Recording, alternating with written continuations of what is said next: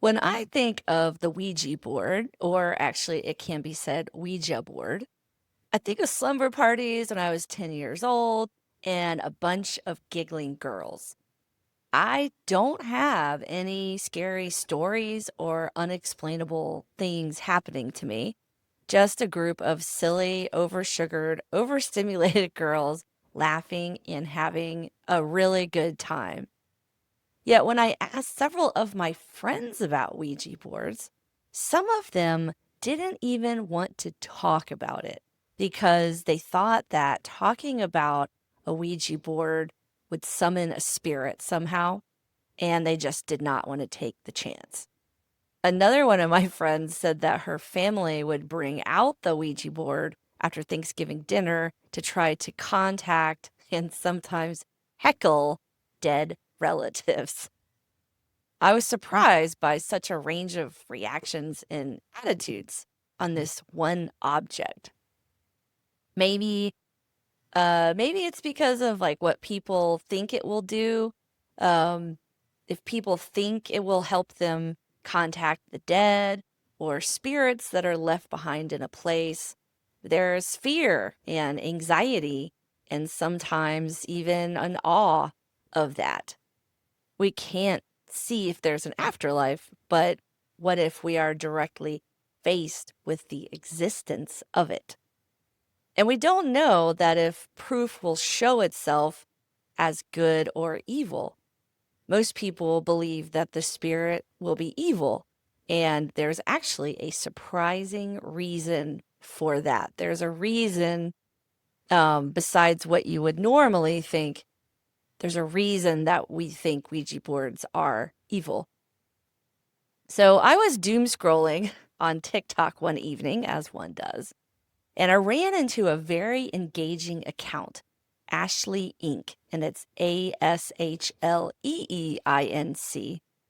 Ashley is a young woman who tells her spooky, scary stories in a very fast paced and interesting way. And she has several stories submitted by her followers who encountered a spirit with a Ouija board.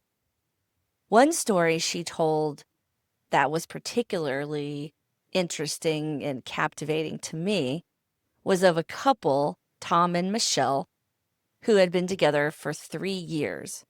In 2020, Michelle was laid off and they decided to move out of the city to a more rural area to save money and just for a change of pace. Remember 2020? Ugh. While moving in and doing some renovations, they actually found a Ouija board buried underground. Tom wants nothing to do with it, but Michelle is intrigued. And Michelle ends up using it a lot, develops a bit of an obsession with it, and descends into madness. According to the story, Michelle has been institutionalized since, and since then, because she just never got right back in the head. Now, I would go listen to Ashley tell that story because it's very good, very captivating, and it brings up a lot of questions. Well, I had the good fortune to be able to talk to Ashley Inc., and I'm going to share the interview with you. Ashley has a large following on TikTok, 1.7 million followers. On Instagram, she has 197,000 followers. And YouTube, she has 65.3 thousand followers. She tells her spooky, scary stories, and they range from stories about Appalachia and the rules, like not whistling in the woods. And she also has actually got an interesting story series right now about time traveler in Valdosta, Georgia. And she's got, of course, some spooky dating stories submitted by people, crazy roommates. She tells a really good story. So followers submit the stories to her and she selects the best and then she tells them. And people usually have a lot of comments and input in the comments. I found her to be incredibly intelligent and thoughtful, and I really enjoyed having a titillating discussion with her about Ouija boards and what they might be.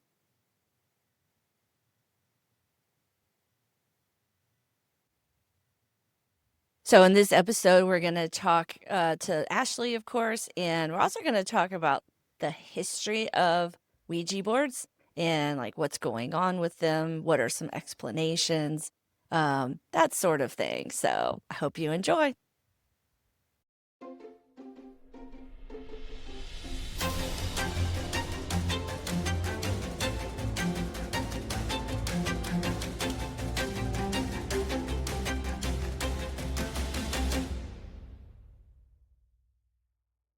I, honestly, the Ouija board idea came out because of the story you did about Michelle, Oh yeah, who, I said I was thinking like I had some skepticism about Ouija boards, and I still do, sure. but I was like, some of this I cannot explain, Right, right. and so I thought, boom, I'm gonna do a podcast Yeah, episode on that. that's awesome. That's kind of where it comes That's from. that's definitely the story that sticks out in my mind too when you like brought up Ouija boards, because that was like definitely the one that I still think about. I've done like several Ouija board Yeah. stories. This one Mhm. is that was the most just haunting, I think, Yeah, because I'm like I wonder about her and them. I And know. I've actually considered reaching out, but then I also don't know what my boundaries should be in terms of like he shared this story, but like I don't know if it's appropriate really for me to just be like, hey, I'm just checking up on you, like because Yeah. they want an update, but is that selfish, you know? Yeah. Yeah, that is a tough one because I was thinking, oh my gosh,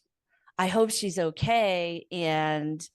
But yeah, that's a difficult boundary because you don't want to invade their privacy Yeah, or even you don't want them to think you want the update just for your sure. page, which I don't think is where you'd be coming from, but they Right. might Right. not know that. But I said, oh my gosh. So, because for me, my Ouija board experience is through slumber parties, and Oh just yeah. like silly girls um, doing things. And the last time I used one, I was actually in my 30s and rip roaring drunk with friends, like having a slumber party. And Yeah. we were trying to recreate all the slumber party sort of things you do. We tried light as a feather, stiff as a board, which by the way doesn't work when you're Really? big. No, That's it funny. does I not. played it when I was a kid, but I haven't tried it ever as an adult. Yeah, it's very disappointing. But then again, our motor skills might have Sure. been but so we were just messing around and anybody but I heard that story, and then I think there's another one you did about Nicole, and I thought, Yeah. Yeah. interesting. Yeah. Yeah. Well, that's a good segue for us. um what initially got you interested in telling spooky, scary stories? Um, so it was kind of a fluke. I have like throughout my life, I've had experiences that I can't really explain. So I've always Mhm. had the belief that like there's something else out there. I was raised in the Catholic Church. I still believe in God. I don't consider myself Catholic, just like kind of Mhm. spiritual instead of subscribing to an organized religion. Yeah. And maybe the God that I believe it isn't something that's like in, an all-seeing man Hmm. in the sky. It's just like something that I've come to terms with. Um, Yeah. and I think it's very personal for everybody, but Hmm. and with that said, I don't know if it was Catholicism that like set these foundations in me that like, oh, there is something else. It's possible for something else out there. But like as I've come out of religion and just looked more into my own spirituality, I've just like been like, there is something else here. And so, being an adult and like trying to get to know myself better, I've thought a lot about some of these experiences that I've had. The first experience I really remember having was like as a kid. I lived in Illinois, about 30 minutes outside of Chicago, and I saw a Black Panther in our yard, and I'm like, they don't belong here. And I told Yeah. everybody that. And I was like, there's a Black Panther in the yard. And they were like, oh, it's just a black cat. It's your mind's playing tricks on you. So anyway, I told that story on TikTok, and I've had a TikTok account since 2020, COVID, and Hmm. have just been kind of like throwing content out there just for fun. Like I like the engagement, I like the community. I feel like it's a lot more supportive than some other social media Yeah. platforms. And Yeah. so once I told that story, like that went mega viral.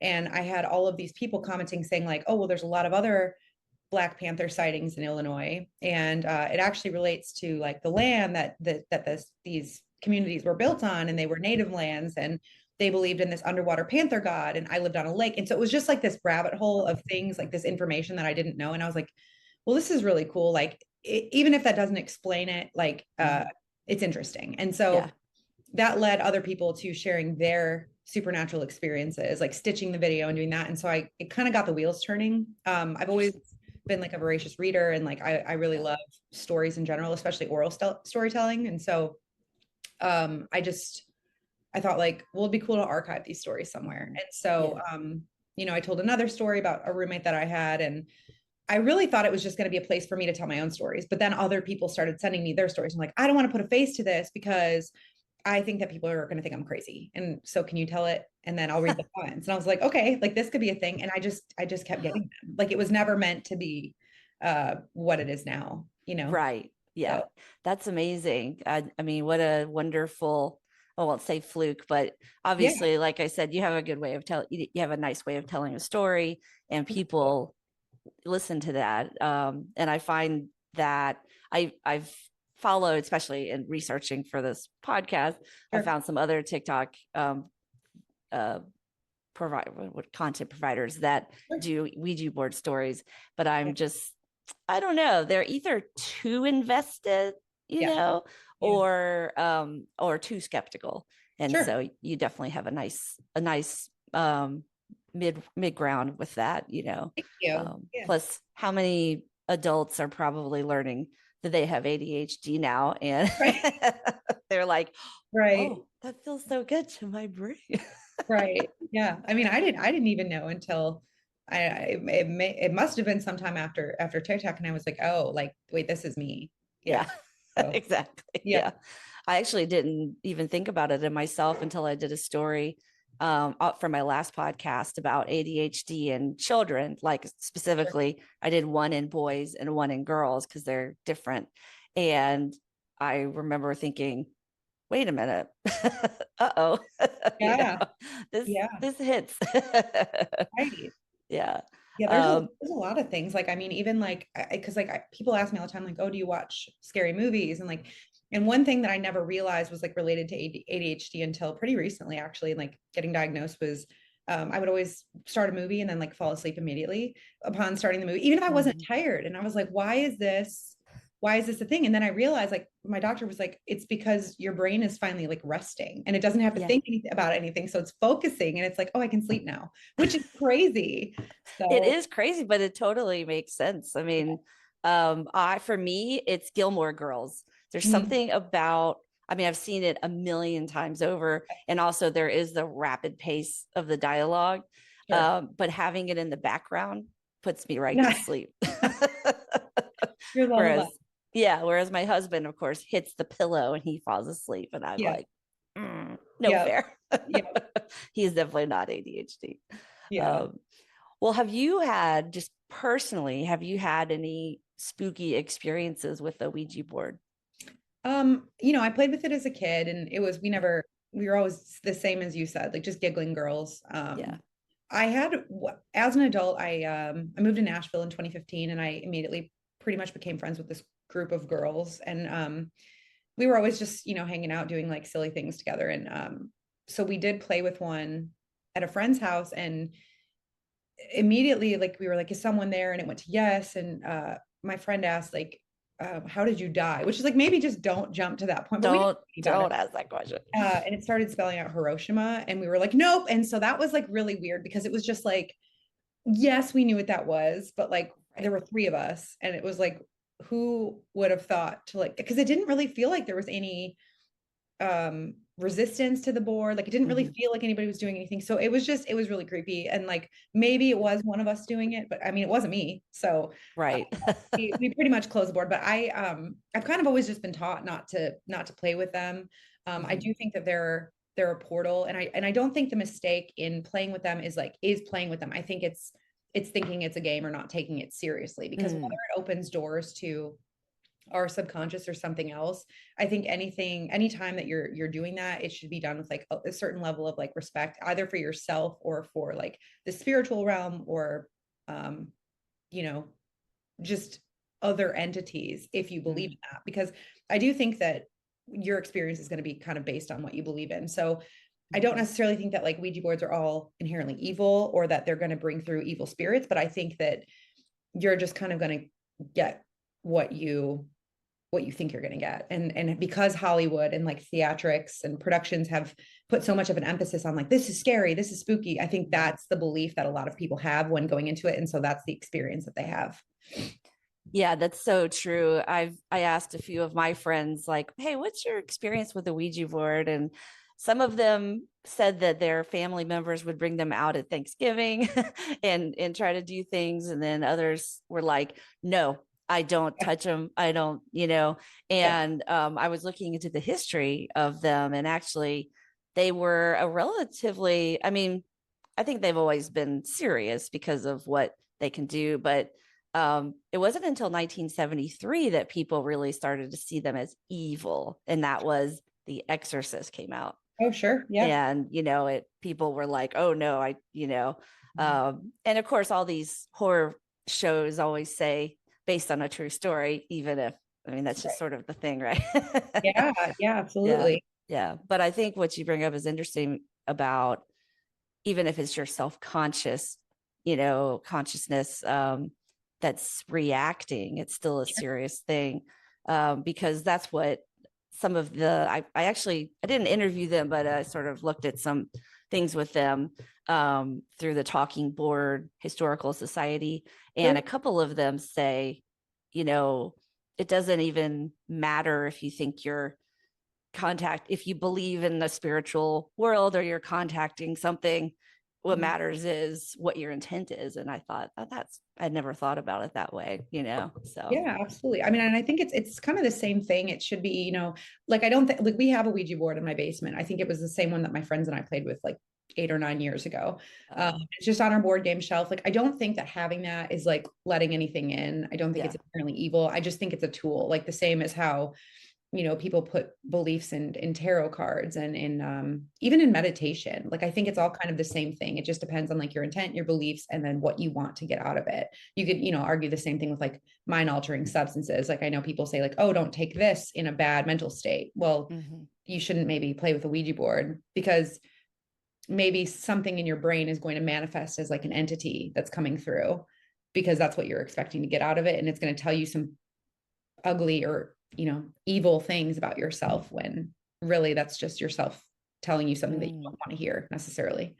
yeah. um so I don't know, I mean, I Yeah. know a little bit, related to tarot. Obviously, Ouija boards and tarots are looked at as very different things, but um an aunt, one of my aunts, is very into like spirituality, and she can read tarot cards, and she always tells people, like she does it at parties for, like she's just hired as just this tarot card reader, but Oh, she wow. says, like it's not an oracle, it's not like telling the future, it's more as a tool for reflection in yourself. So if I say something that sticks out in your brain, that means like go deeper there, but like you have to figure it out. It's not like this is this is the truth and like the Yeah. future. So Yeah. Oh, interesting. Wow. I come up from a Southern Baptist family, so we didn't have any of that in our yeah, yeah, in our house. Um, but it's interesting that I think, like, I'll just speak for evangelical Christianity since that's my background. sure, Evangelical Christianity has really come out against things like Ouija boards and tarot cards and psychic and stuff. But it's sure, like, well, maybe they could be alongside together if used as like a self-reflective, sure, yeah, tool. I don't think that'll happen. You live in Nashville, you know how that is. yeah, oh But yeah, but I don't know. I just don't think it's super evil. hmm, But having said that, it does seem that the best stories that are coming are from older Ouija boards, like ones sure, found at a garage sale or in a construction site. Do you sure. think there's anything to the difference between, one that you bought at a garage sale and you don't know the history versus one that I bought off of Amazon for props? Yeah, I think so. I don't necessarily think it has anything to do with age, but like I've Mm, thought about this a lot when thinking about any like cursed or haunted object. Like I've been getting a lot of like haunted doll stories. And so like I've been looking into like why are dolls these objects of like hauntings or of curses. And I don't think it's related to like the age. I think it's really related to how much energy was directed at that object. So, like, if a little girl really loved it, supposedly, according to paranormal researchers or people who are really into this kind of thing, it's because spirits can like latch on to something that is deeply loved or just has any kind of emotional imprint. And so, I think Ouija boards are the same. You're putting a lot of mental energy into this object, and who knows how much something was used. I think it's people's energy, because I do believe energy is it can't be created or destroyed. It's one of the laws of mm, physics, and it has to go somewhere. So I mean, I think that of course energy can be imprinted on an object, and so because Ouija boards have been used typically to contact the non-living, mhm. I think of course that it's possible for that to come through objects that have been used more heavily than new objects from a factory. Yeah, that makes sense. That makes sense, actually. I had not thought about it from a physics standpoint of energy not being created or destroyed. Yeah.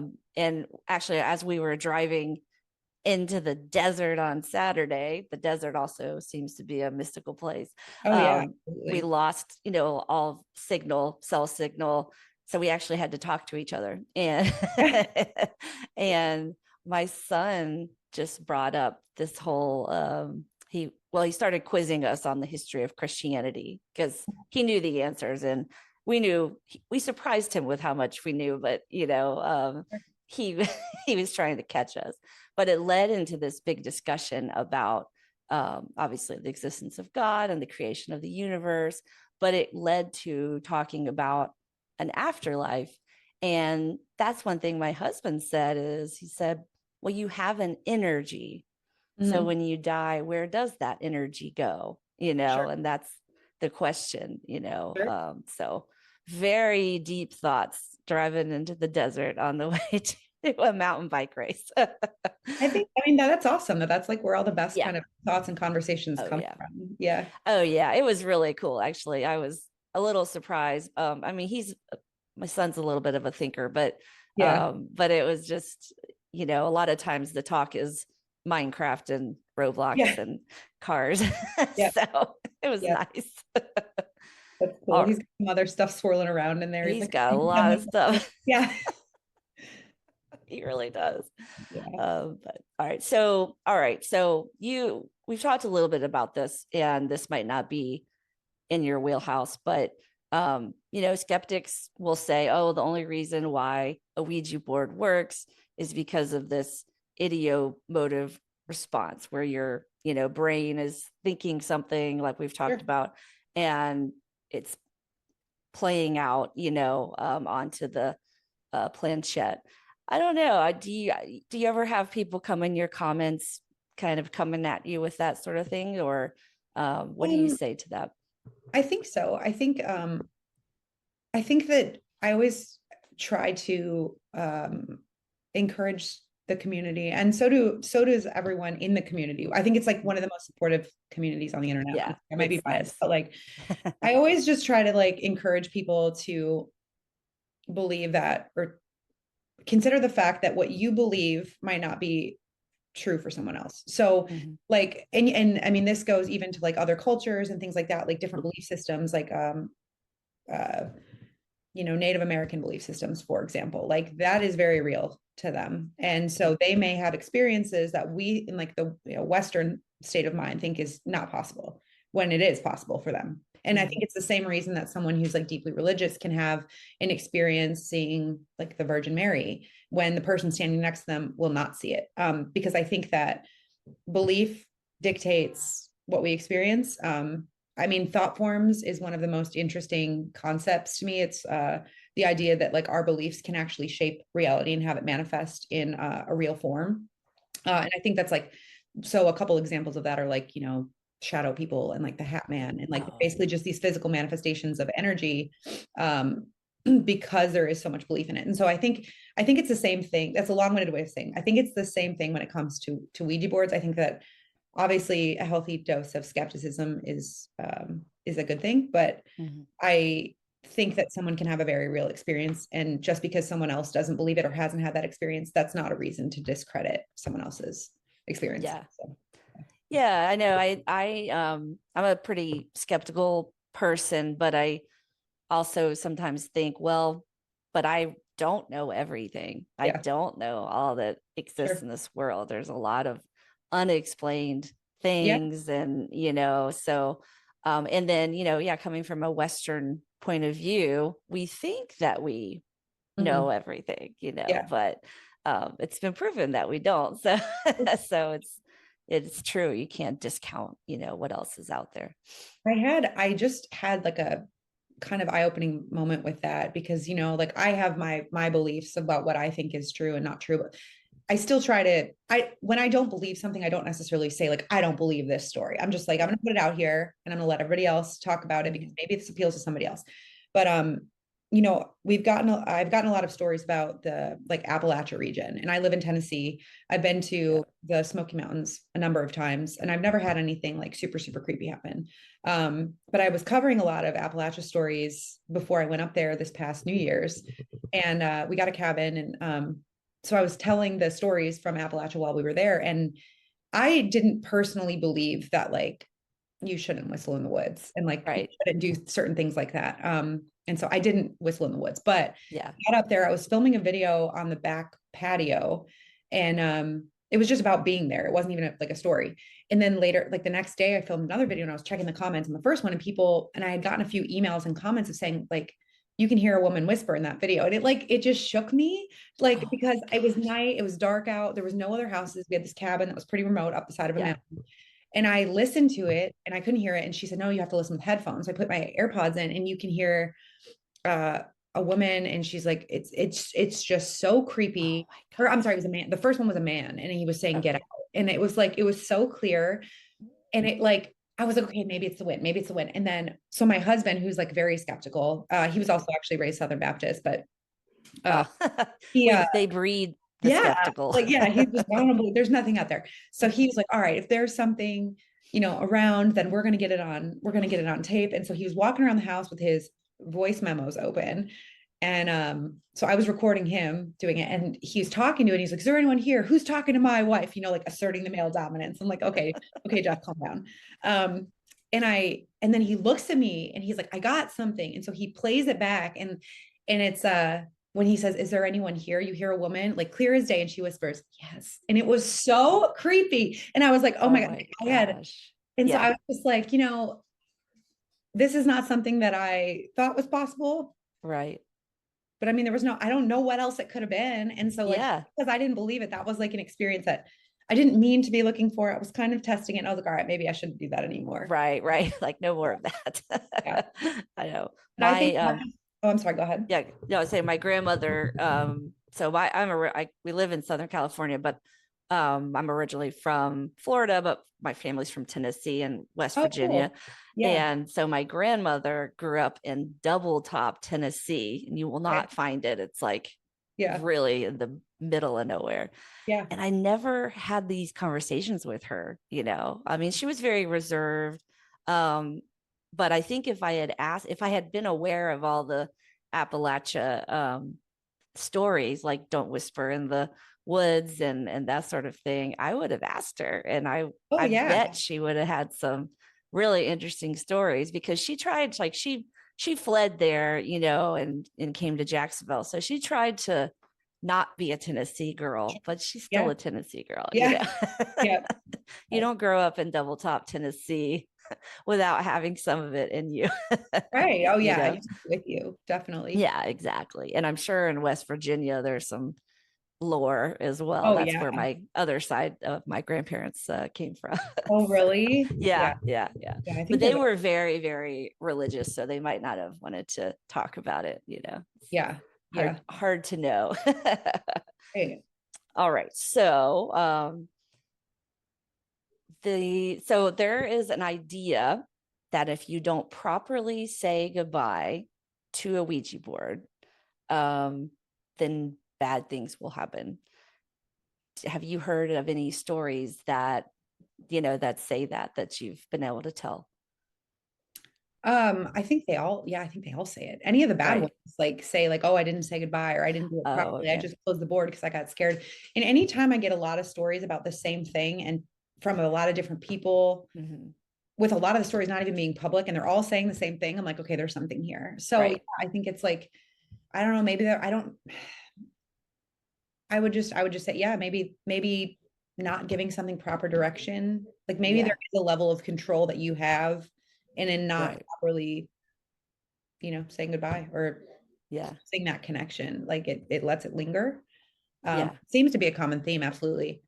Yeah, I've seen that. And I even yesterday I just saw a whole thing. It was like 5 rules of the Ouija board. And I don't know if it's because it has been marketed as a game, Sure. and so you have to, maybe someone created something, but it was like, don't ask when you're gonna die. Yeah. Don't, you have to say goodbye. I can't remember all the rules, Yeah. but I never know if that's from someone who wanted to sell the board or if it's, from the earlier days of Ouija board, when it was used in Sure. like spiritualism or whatever, but I don't know Yeah. what the answer is, Yeah. you know?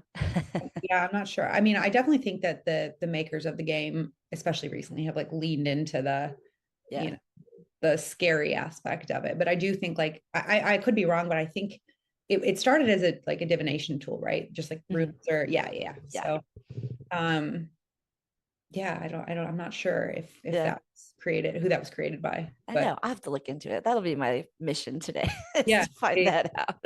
Because yeah, it started way back, just the grab it.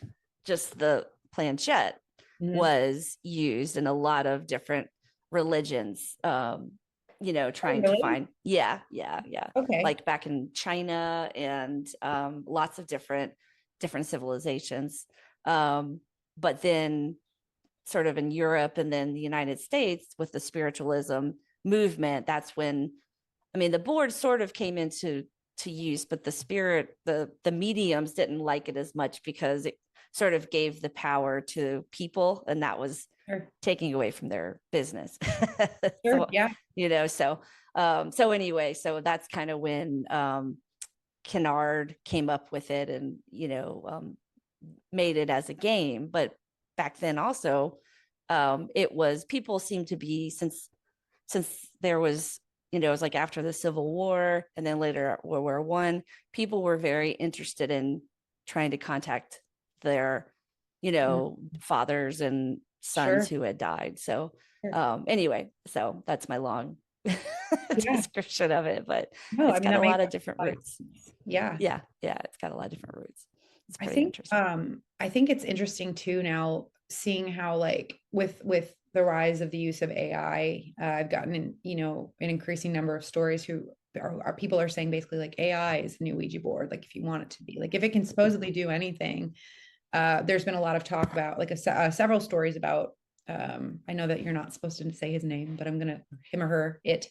The entity Zozo. It's like Zozo. Yeah, It's one that yeah. comes a lot on the Ouija board. I've not had an experience, but I've gotten stories about it.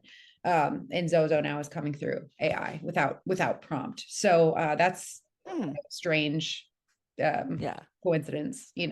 Yeah, I know. I wish I had more knowledge of how AI worked. Yeah. I use it, Sure. Yeah. Last night I made a reel of my son at his mountain bike race, Oh, cool. and I asked AI to pick the music, and it came up with The Ring of Fire by Johnny Cash, and I just thought, oh, that's so perfect. Like I Yeah. never would have come up with that. Yeah. But but but it's interesting that there's thoughts about that Sure. AI could be, but but it's human made also. So, Right. you Right. And I know, and I did I tried to look into it. I was like, how can this on because one of the guys sent me a transcript of his conversation with AI when he was trying to dig deeper into like his spiritual purpose. And there was a trend on TikTok that was going around. It was like ask AI what your soul's journey is. And he did it, and so that I think was a roundabout way of saying that he basically got in contact with Zozo. Zozo came through, and it wasn't like he said like who are you or anything like that. It was just like I'm here, the door's been opened, or something along those lines. And so he was texting his cousin who knew more about this and was like telling him to do it. And she was like, well, tell it goodbye, like tell it goodbye. And it said, too late, I'm already here. And it's just like, so it's like, well, how can that happen? Like, how can that come Yeah. through AI without prompts? Because every time I've used it, it's been for like outlining, like Yeah. a YouTube video or something like that. Mhm. And it's never really had its own like thoughts or opinions unless prompted. So I started looking into it. And so this guy was using Grok, which is Elon's AI Mm. platform. And they actually trained AI, that platform with a lot of occult texts. So I wonder if Oh. that has something to do with it. And it's like pulling from that, but like, Mm. I'm sure they train it with everything. I Yeah. don't know how the development Yeah. of AI came about, but like, why is Huh. it coming from that? Interesting. Yeah. I think I'll stick to Chat GPT. Yeah. No, That's what I do the same. I like summarize. I'm like, oh, this is a really long scientific study. sure. Summarize this for me, put Mm-hmm. it in a podcast prompt or whatever. It's Oh, yeah. wonderful, Yeah, It saves me a definitely. lot of time. Mhm. Especially because for me, I have to like get my work done before my son comes home from school. So I'm like, it's 2 o'clock. I've got to summarize this. Oh, yeah, for sure. It's great too. You can use it, yeah, to cross-reference like facts Mhm. about something. Yeah, That's cool. I know. I love it. I love it. But maybe I'm going to stay away from Elon's Yeah, stuff. yeah. Oh, well, I don't want to keep any more of your time. I really appreciate though you meeting with me. Here you are on Yeah. vacation with family. Oh, no, it's And all good. Yeah, no, this was really enjoyable. I really enjoyed meeting with yeah, you. yeah, Definitely. thank you. And now when I see you on TikTok, I'll be like, I talked to Yeah, that's her. awesome. I'll have I to know. I'll find you said your podcast is on TikTok. I'm gonna find you right after this. Yeah. Well, Cool. it's not under my name because it's sort of my practice account on Oh, certain yeah, things, okay. but it's Yeah. under Smith Reese. Okay. Cool. I'll send you a Yeah, send it. message. Yeah, yeah. Yeah, awesome. All right. Cool. Thank you so much, Yeah, of Ashley. I course. really Thank appreciate you. it. And Thanks. I appreciate your really just intelligence and your reflective way of approaching this. I do Well, appreciate thank you that. so much. I really appreciate you saying that. Yeah. Yeah, All right. absolutely. All Um, right. Take care of have a yourself. great day. Thank All you. right.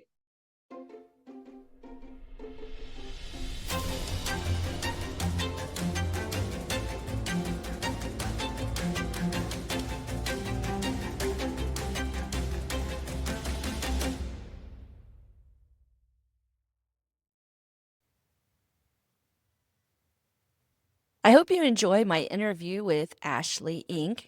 We referenced a few things in the interview that I wanted to go into with some more depth. First, the history. So, talking boards came out of the spiritualism movement that was actually worldwide, but um, definitely in Europe. And as things happened, then it moved into the United States. Spiritualism was popular during the 19th and early 20th centuries. Spiritualists basically believed that the spirit world or the afterlife evolves and moves, where spirits can continue to interact and move around.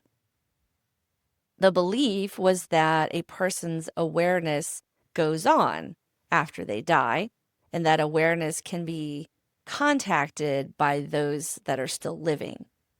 Spiritualists regularly tried to contact the dead.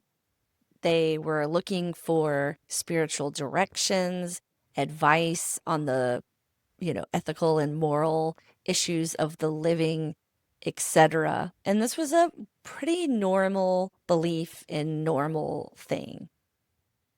It also was not in antithesis to Christianity. It often was alongside it in some ways. So it was different than what it would be now, I would say. So spiritualism first showed up in the United States and what they call the burned over district of Western New York, which is between the Finger Lakes and Lake Erie.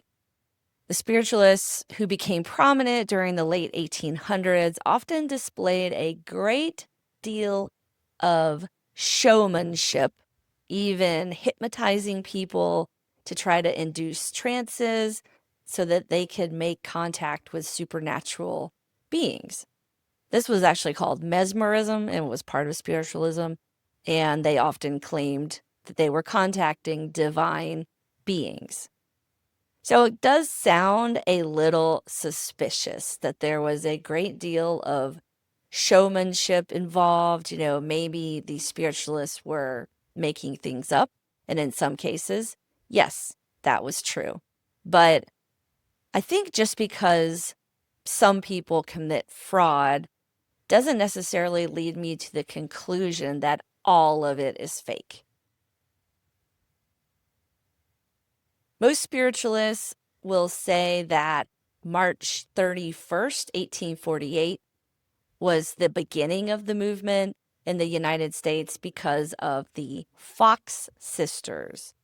Kate and Margaret Fox out of Hydesville, New York, claimed that they made contact with the spirit of a murdered peddler whose body was found in the house that they were in. Now, there was no evidence that a peddler had been murdered in that house, but the Fox sisters were very convincing and made a very convincing show. There were rapping sounds, and I think a lot of the things you would associate with a spirit they produced. And they became major celebrity mediums. In 1888, the Fox sisters did admit that that whole spirit was a hoax, but then they reversed that later. So I'm not going to call them the most reliable people to, I don't know. I mean, it probably was a hoax if they admitted it at one point, but, you know, you can't really trust them, I guess, on their perspective. I remember this is kind of part of the Great Awakening and or the Second Great Awakening. And I remember learning in school that most of the spiritualists were shady.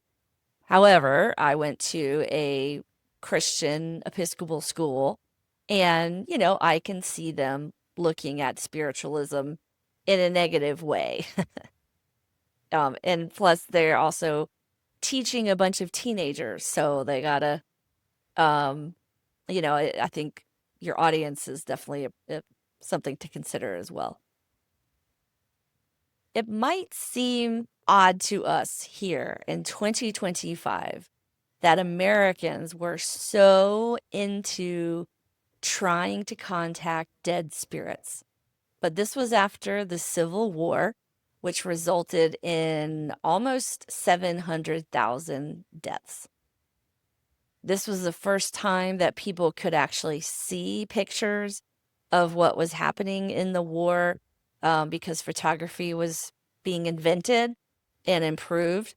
And this was a very gruesome war. Not that, I mean, all war is, but this one was certainly. Mary Todd Lincoln and Abraham Lincoln even had regular seances in the White House, as she grieved for the loss of their son, Tad. They actually lost three of their sons, um, in different ways. And so spiritualism was, again, really a response after the Civil War. And then also it surged after World War I for the same reason. People wanted to contact their dead fathers and sons, in particular. So some spiritualists would use what they called talking boards during these seances, whether they were real or staged. And it was in this environment that led to the Ouija board being patented. And it was credited to an investment group mostly comprised of Charles Kennard, Elijah Bond, Helen Peters, and William Fuld. Other spirit member mediums didn't really like the talking board or the Ouija board because they felt like it offered an inauthentic experience. Plus, it also put the seance into the hands of regular people. And honestly, that took away from their effect and that took away from their finances. So they didn't want to take business away. Charles Kennard was a businessman and he formed the Kennard Novelty Company in 1890 to manufacture these talking boards. Elijah Bond was also an investor and he was also a lawyer who helped them get the patent for it. Helen Peters was Elijah Bond's sister in law and she was a medium. She helped develop the board as well as create its name, although the story behind its name is a little murky. If you buy a Ouija board now, you will see the name William Fuld on the planchette. Like, let me see, I'll show for the YouTube. It's even here on my little plastic one that I bought off of Amazon. William Fuld took over the novelty company in 1901, and he really helped in promoting it and making it a really popular game. So, what is with the name? It's either Ouija or Ouija. I like to say Ouija just because that's what I'm familiar with, but it can be pronounced either way. Now, a common belief about how it got its name is that it is a combination of the French word for yes, O-U-I, we, and the German equivalent of yes, which is ja, but spelled J-A. According to research conducted by the Talking Board Historical Society, which, by the way, I used a lot of their research for this episode, and I will post that on my Substack. So if you want to look and, want some more.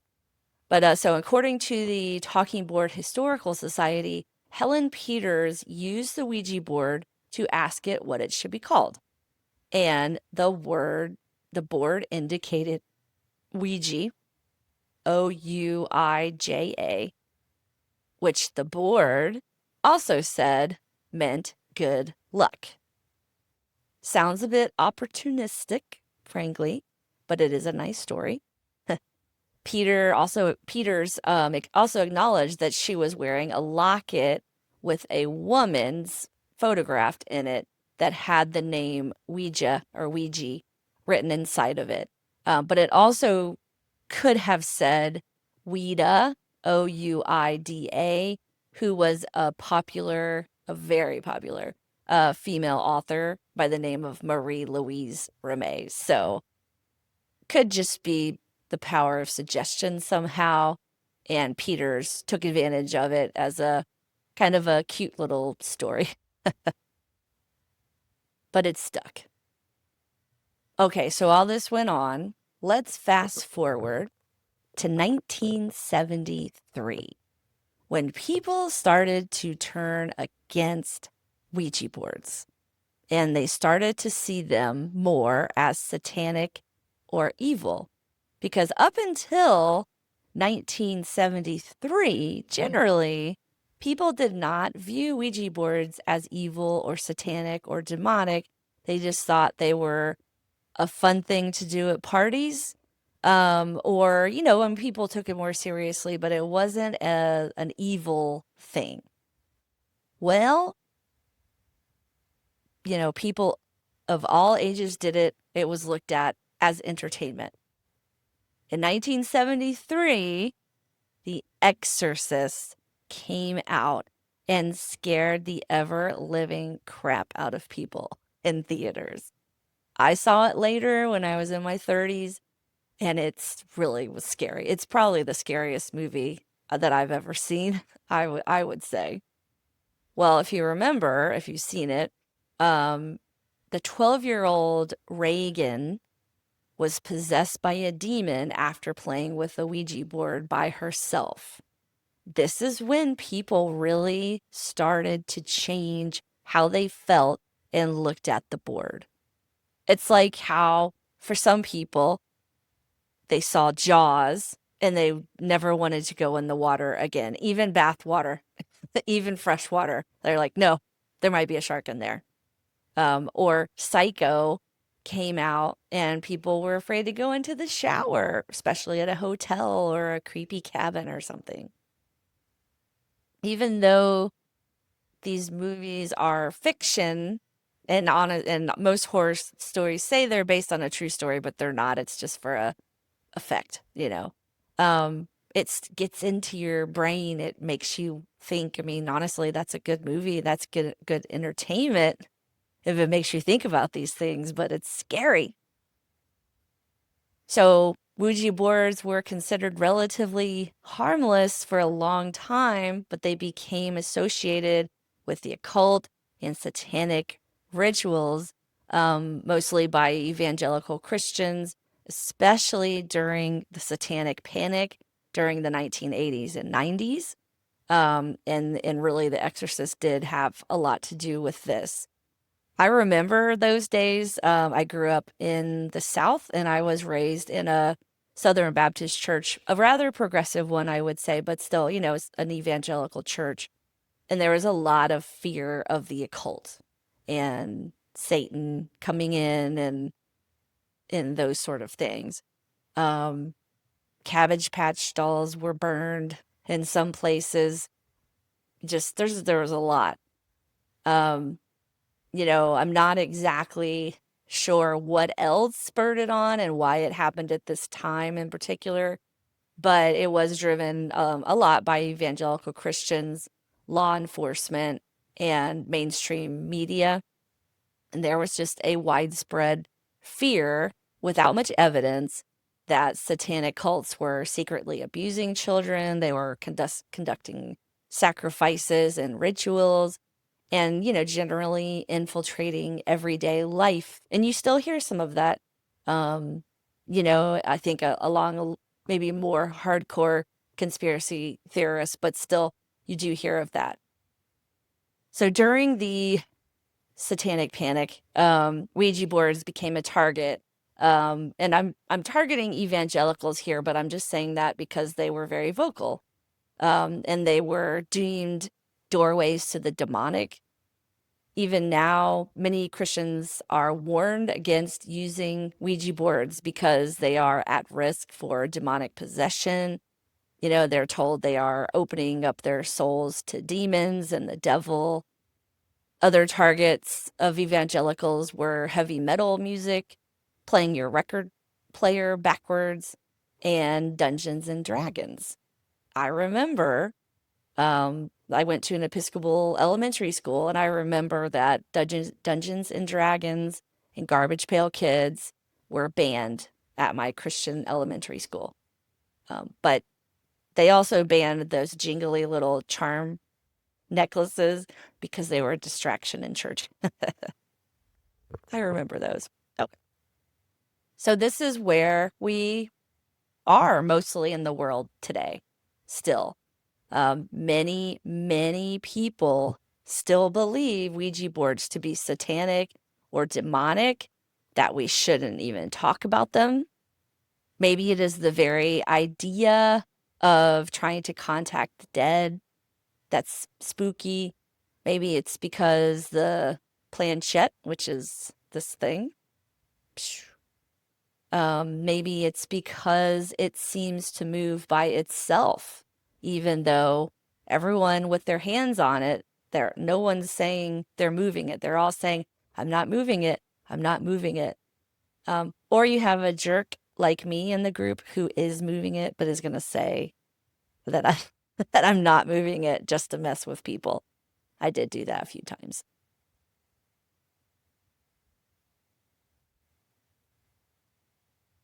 But could there be a scientific explanation as to why that planchette moves when no one is actually purposely moving it?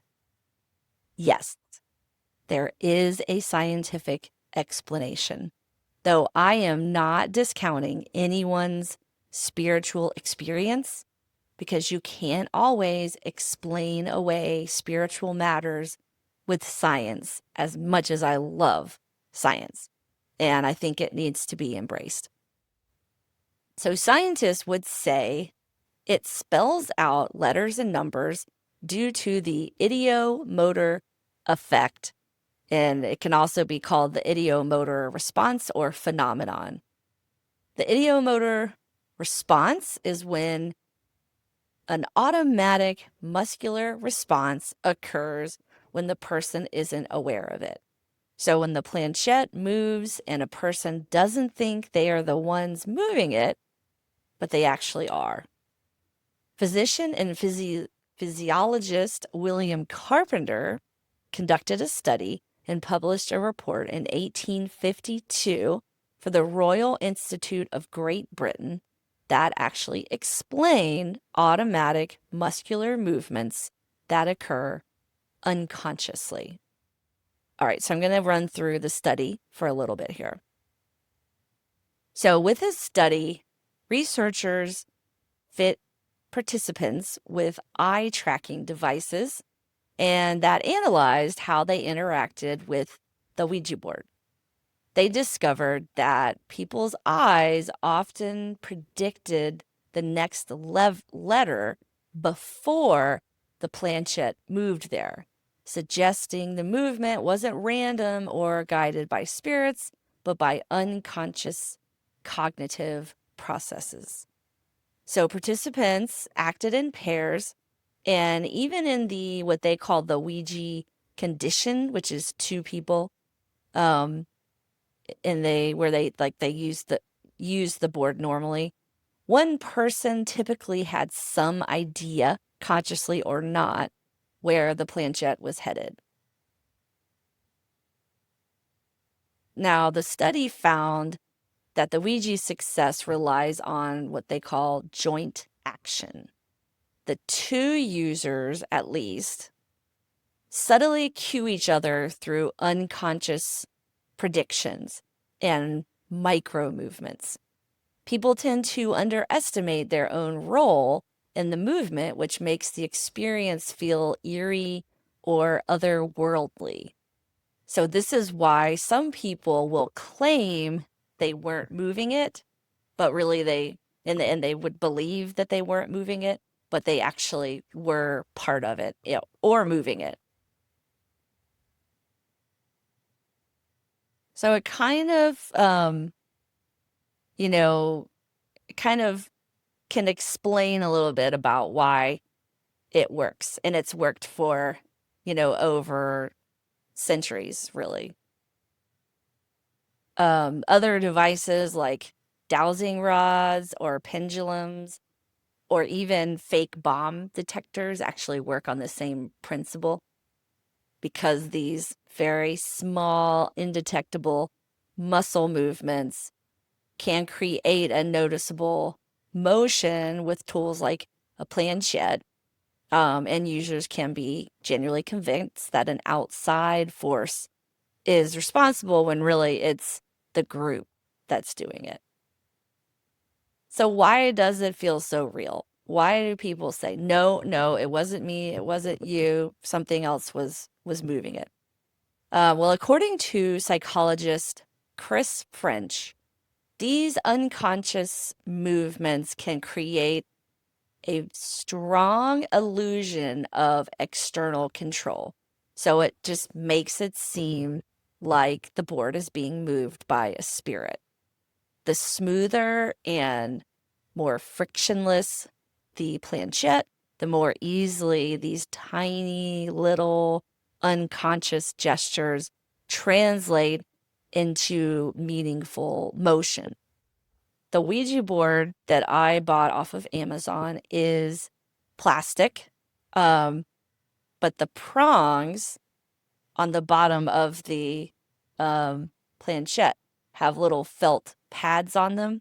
And then the surface of the board is plastic, but like really slick. And so it's easy to move over it very smoothly. I actually did a stop motion video that I was just kind of messing around with and found it to move very easily, but also kind of oddly too. So I was like, what's going on? I don't know. It just made it, the motion was really interesting. So I can see how like little movements from your hand, even if you're not thinking about it, could move the board.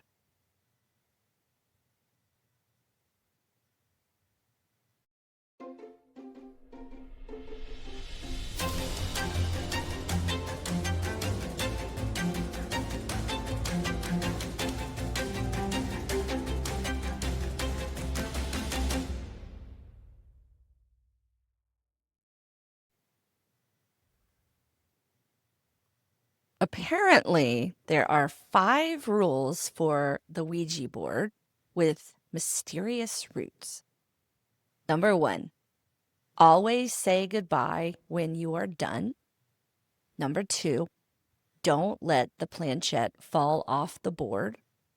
Number 3, don't laugh at the board. Number 4, focus on your questions. And number 5, don't ask the Ouija when you are going to die. Probably don't want to know the answer to that anyway, do you? Most likely, these rules were made up by the Kennard Novelty Company when they patented the board. And, they're still included in some of the game boards you can find off the internet. If you look at most of these rules, they are really speaking to someone's intent. Take it seriously. Have an intent. Focus. This really makes sure that the ideomotor response occurs. And there is a community of people who regularly utilize a talking board, not for contacting spirits necessarily, but for working out ideas in their head or making decisions or just using it to meditate. It's a vessel for their concentration. Like a lot of things in life, it is what you make it. And I actually came into this episode as a deep skeptic of these things. I usually believe there's a logical reason for most things to happen or a scientific reason for most things to happen. And I do hold on to some skepticism. But I'm also not going to ridicule or dismiss someone else's experience because it wasn't my experience.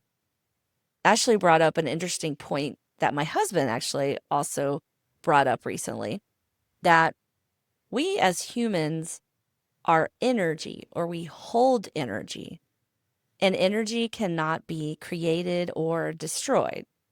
So when we die, where does that energy go? A lot of religions really seek to answer this and claim to have the answer.